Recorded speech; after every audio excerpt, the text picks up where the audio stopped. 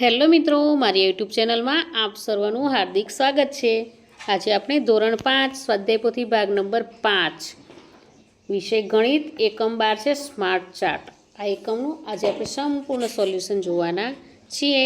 અહીં પ્રશ્ન 1 છે, શાળાના મેદાનમાં રહેલા વૃક્ષોની યાદી બનાવો અને કોષ્ટકમાં તેની સંખ્યા માટે આવૃત્તિ ચિહ્નનો ઉપયોગ કરો। તો પહેલામાં સંખ્યા લીમડો તો 15 આવશે, વડ તો 1, આસોપાલવ તો 19, આંબલી તો 13 આવશે, પછી આંબો તો 7 આવશે। હવે પ્રશ્ન 2 છે, 1 થી 100 સુધીના સંખ્યા જૂથમાં આવતી વિભાજ્ય સંખ્યાઓને આધારે આવૃત્તિ ચિહ્ન બનાવી કોષ્ટક પૂર્ણ કરો। અહીં આ કોષ્ટક આપણે પૂર્ણ કરવાનું છે આવૃત્તિ ચિહ્નો દોરીને। પછી હવે પ્રશ્ન 2 છે, અપ્સરાએ 1 કલાક દરમિયાન પસાર થતા વાહનોની સંખ્યા નોંધેલ છે, તેના આધારે આવૃત્તિ ચિહ્નો બનાવી તૈયાર થયેલ માહિતીના આધારે પ્રશ્નોના જવાબ લખો। અહીં વાહનનું નામ અને સંખ્યા તો લખેલી જ હતી, આપણે ખાલી આવૃત્તિ ચિહ્ન જ દોરવાના હતા। પછી એના પરથી આ માહિતીના આધારે પ્રશ્નોના જવાબ મેળવવાના છે। અપ્સરાએ સૌથી ઓછા કયા વાહનો જોયા? તો ઊંટગાડી। 2, ટ્રક અને બસની સંખ્યા મળી કુલ કેટલા વાહનો થાય? તો 25 વાહનો। 3, અપ્સરાએ કુલ કેટલા વાહનો જોયા? તો 139। અપ્સરાએ સૌથી વધુ કયા વાહનો જોયા? તો બાઇક। ટ્રેક્ટર કરતાં રિક્ષાની સંખ્યા કેટલી વધારી છે? તો 12। કયા 2 વાહનોની સંખ્યા સરખી છે? તો ટ્રેક્ટર અને ઘોડાગાડી। પછી સૌથી વધારે વાહનો અને સૌથી ઓછા વાહનો વચ્ચેનો તફાવત કેટલો છે? તો 31। હવે અહીં પ્રશ્ન 3 છે કે નીચે આપેલ લંબ આલેખમાં ધોરણ 5ના વિદ્યાર્થીઓએ ગણિત વિષયમાં મેળવેલ ગુણ આપેલા છે, તેના પરથી પ્રશ્નોના જવાબ લખો। તો અહીં પહેલો પ્રશ્ન છે, સૌથી ઓછા ગુણ કોને મેળવ્યા? તો રાજેશ। સપના અને રોહિતના ગુણનો તફાવત કેટલો થાય? તો 29।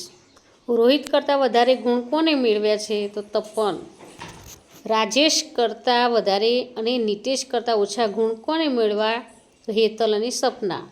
તમામ વિદ્યાર્થીઓએ મેળવેલ ગુણને ચડતા ક્રમમાં ગોઠવતા નિતેશ કયા ક્રમ પર આવે? તો ચોથા નંબરે। હવે અહીં પ્રશ્ન 5 છે, નીચેના કોષ્ટકમાં રમત પ્રમાણે રમતા ખેલાડીઓની માહિતી આપેલ છે, તેના આધારે લંબ આલેખ દોરવાનો છે। પછી અહીં તમારી શાળામાં ધોરણ 5ના વિદ્યાર્થીઓની ગત માસની હાજરીના દિવસોના આધારે લંબ આલેખ બનાવો।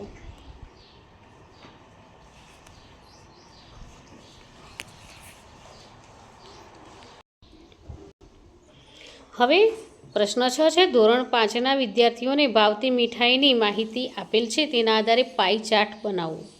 મીઠાઈનું નામ જલેબી, વિદ્યાર્થીની સંખ્યા 15, પેડા તો 10, ગુલાબજાંબુ તો 30, બરફી તો 5, કુલ 60। એ રીતે અહીં આ પાઈ ચાર્ટ બનાવ્યું છે। હવે પ્રશ્ન 7 છે, ધોરણ 4ના વર્ગખંડના વિદ્યાર્થીઓને ગમતા કલરની માહિતી આપેલ છે, તેના આધારે પાઈ ચાર્ટ વર્તુળ ચાર્ટ બનાવી નીચેના પ્રશ્નોના જવાબ આપો। કલરનું નામ છે લાલ, પીળો, લીલો, સફેદ અને કુલ વિદ્યાર્થીઓ બધા થઈને 40 છે।